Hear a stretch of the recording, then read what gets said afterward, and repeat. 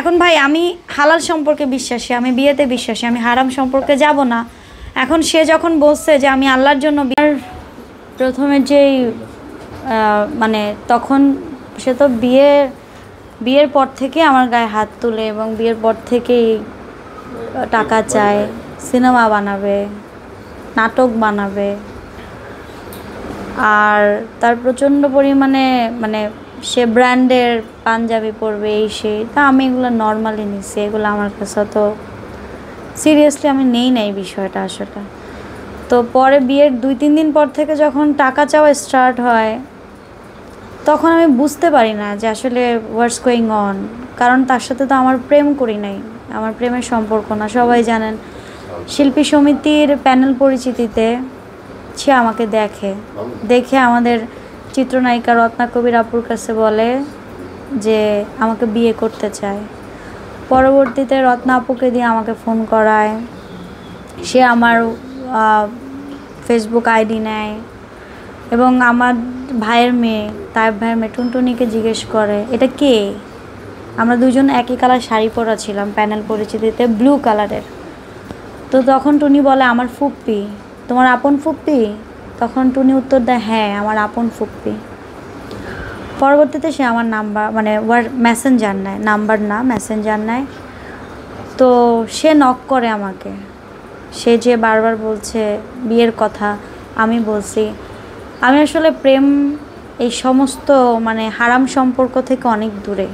আমি ইন্ডাস্ট্রিতে বহু বছর ধরে আপনাদের সামনেই আমি বড় হয়েছি। আমি শিশু শিল্পী হিসেবে ইন্ডাস্ট্রিতে ঢুকছি, আজকে এতগুলো বছর গান করছি, এই করছি সেই করছি, যাই করছি আপনারা দেখছেন, সিনেমাতেও ছিলাম আমি। পরবর্তীতে সে আমাকে যে হাই দেয়, সালাম দেয়, সরি আসসালামু আলাইকুম সালাম দেয় মেসেঞ্জারে, ওই সালামটা আমি দেখে 2 দিন পরে আমি রিপ্লাই দিই। এটা কিন্তু সে নিজেও অনেক ইন্টারভিউতে বলছে, যেমন বেসরকারি টেলিভিশনে বিয়ের পর তো ইস্যুটা ভাইরাল হইলো, তখন বিয়ের পরে সে কিন্তু দেখবেন অনেক ইন্টারভিউতে বলছে যে বর্ষা আমাকে 2 দিন পরে রিপ্লাই দিছে। তো পরবর্তীতে সে যখন আমার সাথে কথা বলতেছে তখন আমি বললাম তার ইন্টেনশন ছিল আমার সাথে রিলেশন করার, প্রেম করার।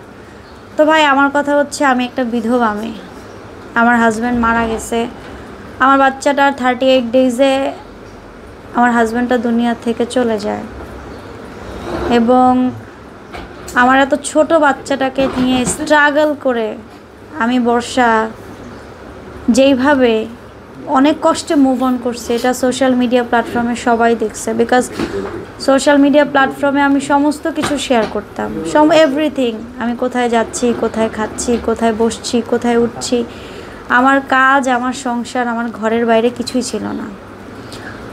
তো আমি যখন দেখলাম তার ইন্টেনশন হচ্ছে সে প্রেম করবে, তা আমি বলছি দেখেন ভাই আমি প্রেমটামে বিশ্বাসী না, আমাকে বিয়ে করতে হবে, এক কথায় বিয়ে করলে আসি নালে নাই। পরে সে বলল যে ঠিক আছে বিয়ে করব। পরবর্তীতে বিয়ের দিন তারিখ সে নিজে ঠিক করে, তার সিনেমার শুটিং চলে, শুটিংয়ের মাঝখানে আমি কিন্তু তাকে অবজার্ভ করার টাইম পাই নাই, তাকে চেনার টাইম পাই নাই, তাকে বোঝার টাইম পাই নাই। তাকে আমি মানে সোশ্যাল মিডিয়াতে যেহেতু আমি কাজ করি, তাকে আমি স্ক্রল করতে করতে অনেক জায়গায় দেখতাম যে সে ডিবি অফিসের কার্যালয়ে বা ইমুকের জায়গায় প্রতিবাদ সভায়, বিভিন্ন প্রতিবাদ সভা এটা সেটার মধ্যে সে থাকতো। তা আমি সেভাবেই তাকে চিনি, ভার্চুয়ালি, নট ফিজিক্যালি ওই দেখা প্যানেল পরিচিতির প্রোগ্রামে। আমার তাইব ভাই তো আমার ভাই, সে তো সহসভাপতি ক্যান্ডিডেট ছিল। তো বেসিক্যালি ভাইয়ার জন্যই আমার সেদিন মগবাজার কনভেনশন হলে মনে হয় প্যানেল পরিচিতিটা হয়েছিল, সেখানে যাওয়া, সেখানেই সে দেখে। তো পরবর্তীতে সে বিয়ের ডেট করে 16 তারিখ, হ্যাঁ 17 তারিখ নকশিপল্লী নামে একটা মানে রিসোর্ট আছে, এটার ইনভাইটেশনও অনেকে পাইছে, এই যে তো মানে ওকে দেওয়া হয়েছিল। তো নকশিপল্লী পুরো রিসোর্টটা বুক করা হয় বিয়ের জন্য এবং সে শুটিংয়ে থাকাকালীন বলে যে আমি তো শপিং করতে পারছি না।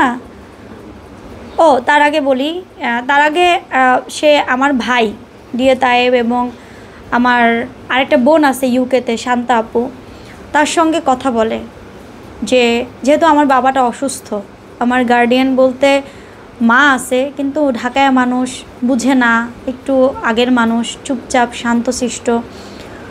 তো তাইব ভাই তাকে প্রশ্ন করছিল রাসেল মিয়াকে বিয়ের আগেই, হ্যাঁ আপনি যে বিয়ে করবেন, এবং ইউকে থেকে বসে শান্তাপও প্রশ্ন করছিল আপনি যে বর্ষাকে বিয়ে করবেন কেন করবেন, বর্ষার 2টা বাচ্চা আছে, আপনি নাকি আনম্যারিড, তাহলে বিয়েটা কেন করবেন?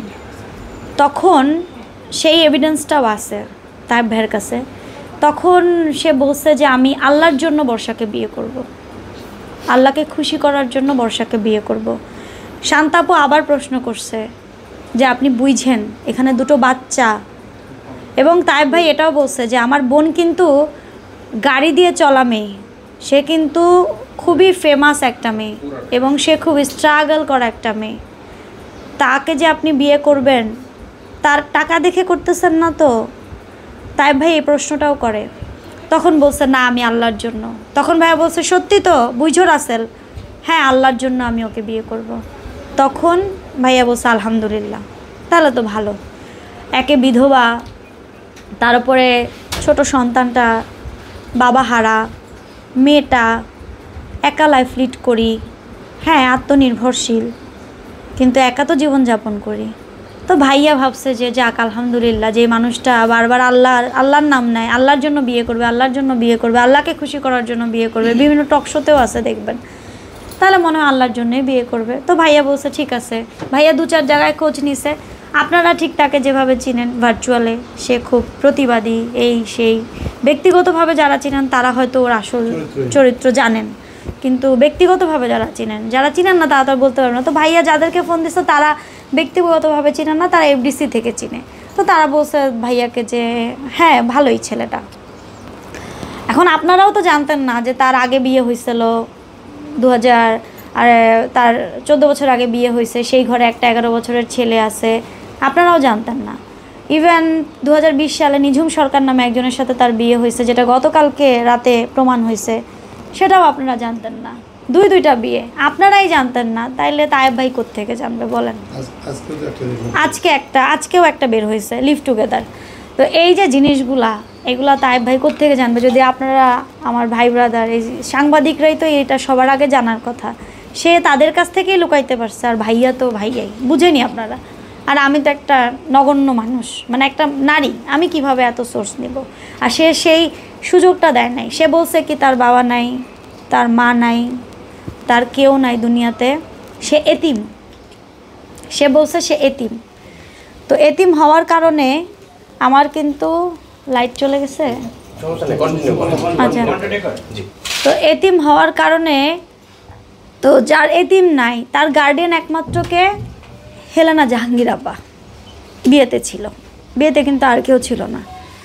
তো পরবর্তীতে নকশিপল্লিতে যখন কার্ডও দেওয়া হয়, কার্ড আমি অনেককেই পাঠাইছিলাম, অনেক জার্নালিস্ট, অনেকগুলা, আমার বিয়েতে কিন্তু অনেকগুলা ক্যামেরাও এসেছিলো।